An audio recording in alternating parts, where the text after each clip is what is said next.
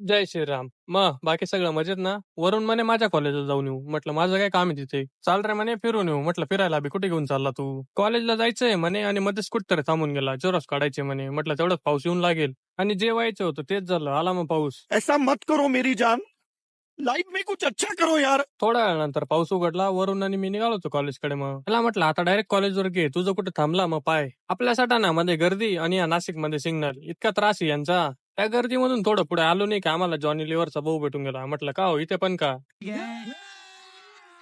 अभी मजा आएगा ना भिड़ो. जॉनी लिव्हरच्या भाऊला भेटून गेलो आणि आलो होतो मग वरूनच्या कॉलेजला. वरूनला म्हटलंय खरंच कॉलेज आहे का तुझं? काय करतो म्हणे तरी यावं लागतं कॉलेजला. हमारे यहाँ ऐसा ही होता है.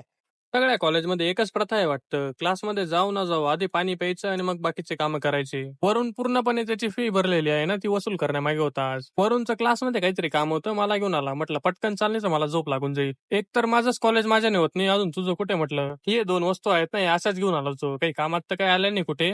कॉलेजवरून आला वरून म्हणे काहीतरी खाऊन येऊ. म्हटलं चाल मग. वरून या कॉलेज जवळ घेऊन आला. म्हटलं इथं काय भेटतं खायला? म्हणे भेटत नाही काही. मामाचा पोरगा येतोय त्याला बी घेऊन जायचंय. मामाच्या पोराला घेऊन आपण पोचून गेलो होतो चिराग बिर्याणीवर. म्हटलं चला ट्राय करून बघू. तरुणला म्हटलं कशी होती बिर्याणी? 2 शब्द सांग तर. एकदम कडक माल है ना.